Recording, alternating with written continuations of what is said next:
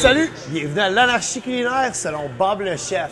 On se retrouve aujourd'hui dans ma toute nouvelle brasserie, le Rachel.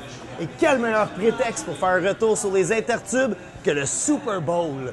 C'est donc pourquoi aujourd'hui on va concocter un vrai classique de l'Anarchie culinaire, c'est-à-dire mon Super Bowl de chili, qui sera d'ailleurs disponible dans le menu lors de la grande messe états-unienne célébrée ici même le 6 février prochain. Alors, game on!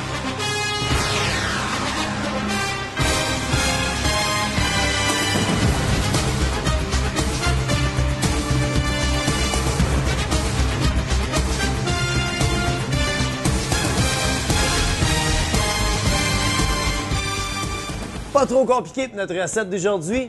Tout ce qu'on a de besoin, c'est une canne de fèves noires, une canne de rouge, une canne de fèves blanches. Aussi, on a besoin de 3 litres de tomates broyées. Soit une grosse canne comme on a ici, ou 3 cannes moyennes qu'on retrouve dans n'importe quelle épicerie de Gaspé à Green Bay.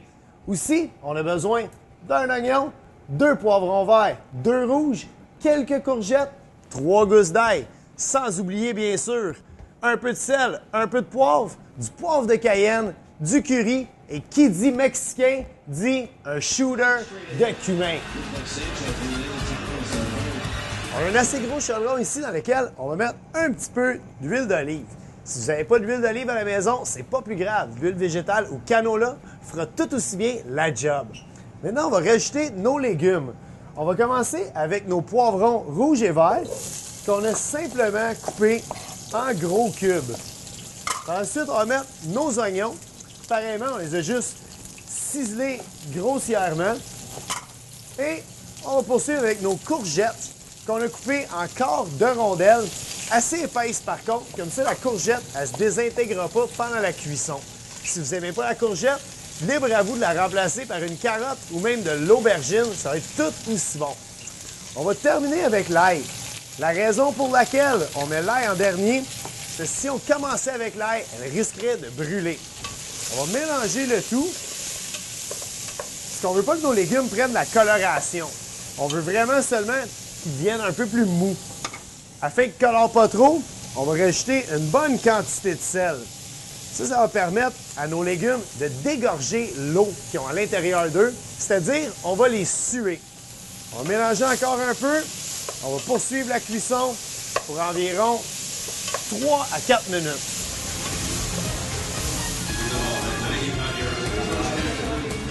On voit ici qu'après quelques minutes, nos légumes ont vraiment bien ramolli.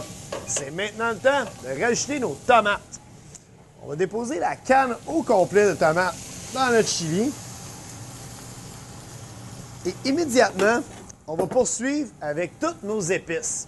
C'est-à-dire le reste de notre sel, notre poivre noir moulu, notre poivre de Cayenne,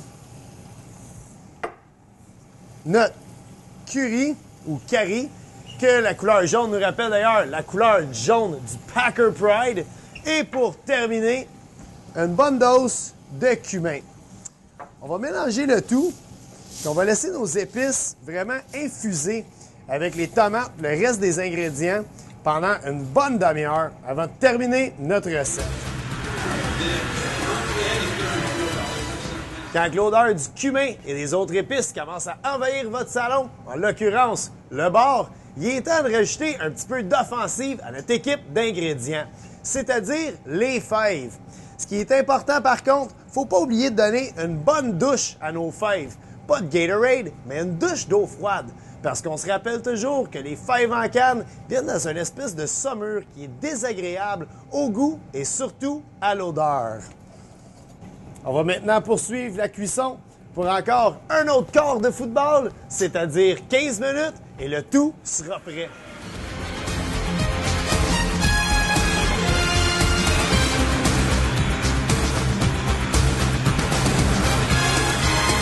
Alors voilà, une petite recette facile que vous pouvez concocter dans le confort de votre cuisine.